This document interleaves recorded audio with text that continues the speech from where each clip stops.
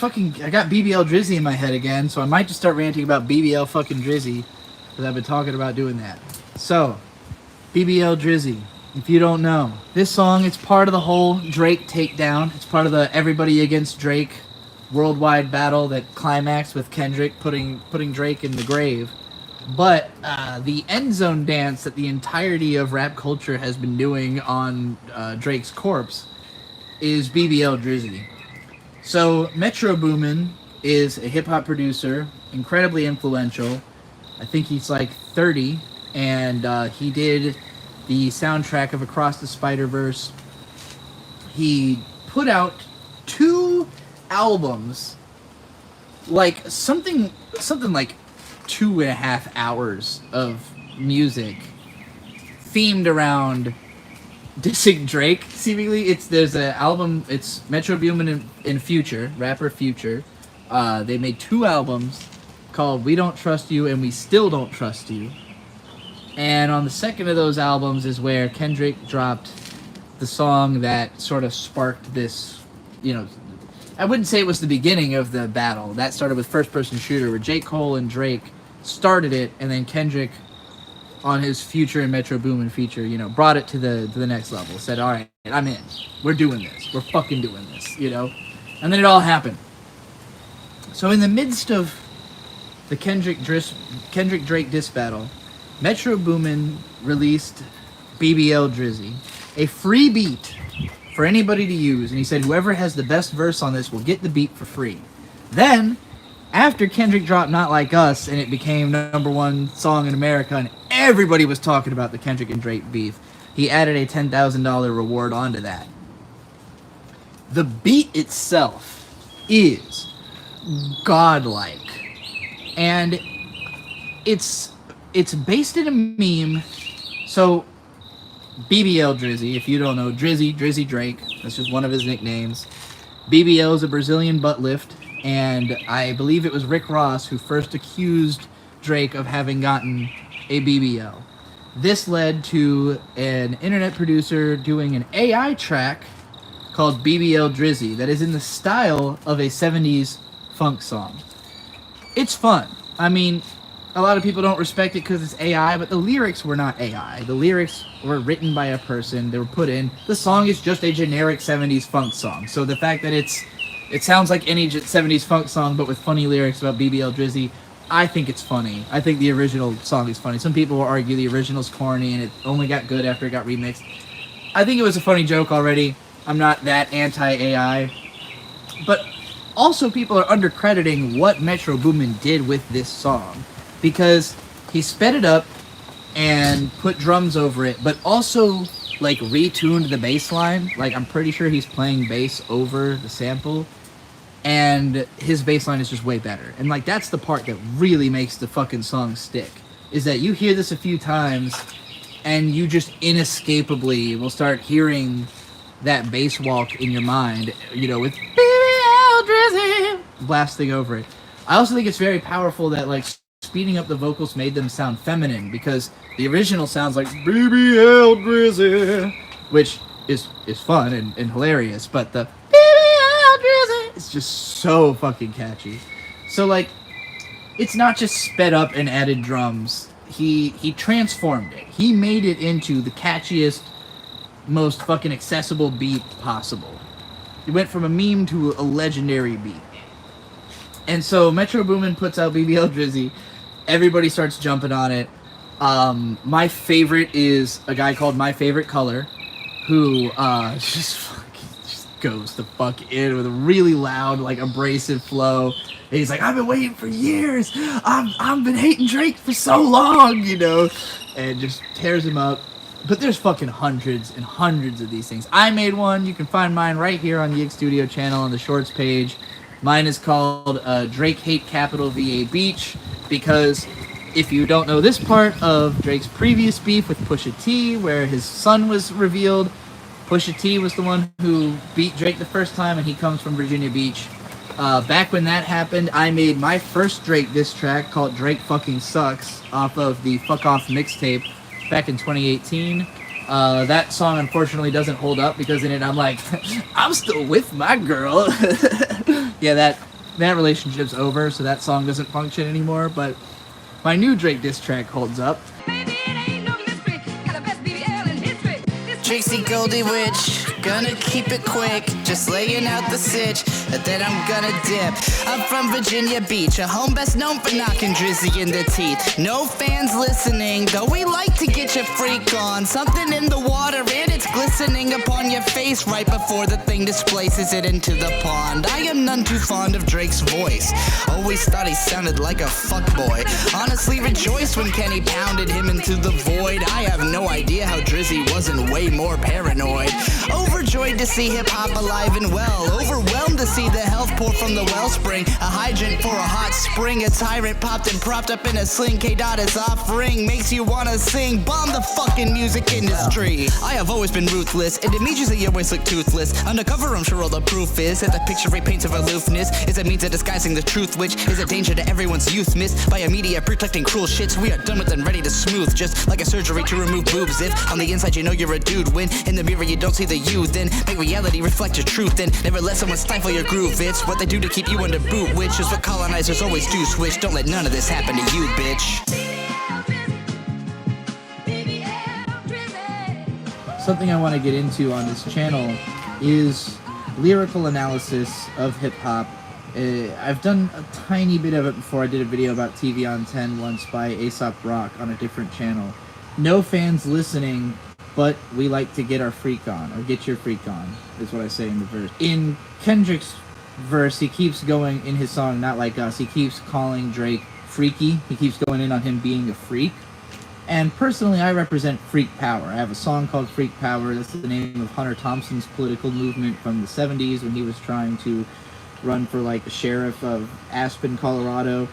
And I sort of have inherited that ideology of freak power. But also, one of my first favorite hip-hop songs, one of the first ones from somebody from this area that I grew up with, is Get Your Freak On by Missy Elliott. So this is a reference to Missy Elliott being from Hampton Roads. She's not specifically from Virginia Beach, but, you know, I'm just repping this whole kind of area and my own influences that are from this area, and talking about, you know, even though there's no fans, like what Kendrick calls Drake in his song, listening, we do like to be freaky. But, you know, not the way Drake's freaky. Something in the water and it's glistening upon your face right before the thing displaces it into the pond. This is a reference to Something in the Water being the festival that Pharrell puts on as of just like 2 or 3 years ago here in Virginia Beach, because he's from Virginia Beach. Pharrell is somebody who Drake has called out in this whole beef. You know, there's a bar from Kendrick about how he says, I don't like how you said that about Pharrell. Glistening upon your face, pause. All of my bars are pause bars. I'm gonna let you know that right now. I don't know if you're new to the channel, but I am the most LGBT rapper that there has been that is not Cakes to Killa. Shout out Cakes to Killa. But they're all pause bars. But yeah, something in the water and it's glistening upon your face right before the thing displaces it into the pond, implying that whatever it was in the water, you know, the thing usually refers to a gun.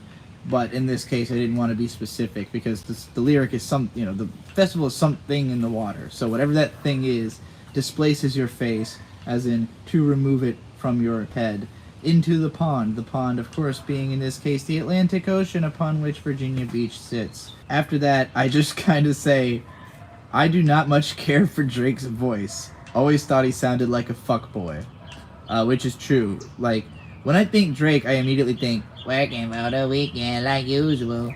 It's just like, he's so nasally, whiny, little fuckboy sounding, you know? And there's been a couple of songs where I think his voice works, but I think it's mostly because the production is built around the tone of his voice. Like, what's most unique about Drake is that he's pushed up so high into the high range of the mix. What's up? It's Bird. Don't worry, DJ Academics has let us know Drake is still cooking. Oh, yeah. He's in the studio with a goofy ass outfit. Is was that supposed to be the studio? The photo is Drake literally backed into a corner and like wrapped up all the way. He's got in like clothes. a balaclava on. It's like, well, this is an. Someone's called it a baklava. Like, I don't know if this is supposed to look insecure, but it's like you're supposed to be like, oh, I'm backed up into the corner. I'm all the way under wraps. But I'm cooking it and I'm gonna explode back out. I don't know if that's supposed to be the vibes, but it just kind of looks like. Is he under wraps? Are you hiding? Because Like Kendrick buried him in bars. Yeah. Honestly rejoiced when Kenny pounded him into the void, which he looks like he is still in the void considering he's all fucking covered up all but his eyes cozy in that goddamn photo. I have no idea how Drizzy wasn't way more paranoid. Like, this guy seems like a paranoid dude. It's wild to me that he didn't think that something worse was going to happen to him, considering how few people seem to be on his side at all. Wild to me. I think he just assumed he would automatically win because he's more popular, like he would just have the bigger #1 songs and therefore he would consider himself the victor. But that hasn't happened. He got stomped in that regard, so... Alright, my next bar is overjoyed to see hip-hop alive and well. This is me partially referring because Questlove said hip-hop is dead over this beef. Meanwhile, though, hip-hop is the most talked about it's ever been. You know, it's had a comeback after a year dead of because of this beef. I don't know. What does that mean? This Can is you like tell me the who tamest. Questlove is? Sorry. I can't really. Okay. But he's a guy who, whenever he says things about the state of things, they get reported on. Oh, You know, one of okay. those types of people. So his stance was hip hop is dead. My stance, hip hop clearly alive and well. And I really think the bbldrizzy freestyle is like it pumps so much life in so many rappers. I've literally discovered and followed rappers. I talked about this in my other coverage, but like that I am now following because of this. So as far as I'm concerned, that is nothing but life being pumped into hip hop. Overwhelmed to see the health pour from the wellspring. Again, just like I can't actually believe how healthy hip hop is, like how much it's getting talked about. It's still happening. People are still making videos, including me right now, about this goddamn beef. A hydrant for a hot spring, a tyrant popped and propped up in a sling. It's hard to read these because of the way they're formatted in this YouTube video. Unfortunately, I did this badly. Well, yeah, a hydrant for a hot spring, referring to how, you know, if it's really hot outside, which it was on the days these songs are happening. It's kind of cold now, but, you know, the idea of letting off a fire hydrant to cool the block down. And, but also, I just thought it was fun to imagine, like, a literal hot spring, because I'm talking about a wellspring, you know? So, I'm basically describing this as both a hot spring and a hydrant for a hot spring, because our tyrant's been taken down. So that kind of takes heat off of everybody else to have this, you know, this bad person removed. A tyrant popped and propped up in a sling, K-Dot is offering, and it makes you want to sing Bomb the fucking music industry.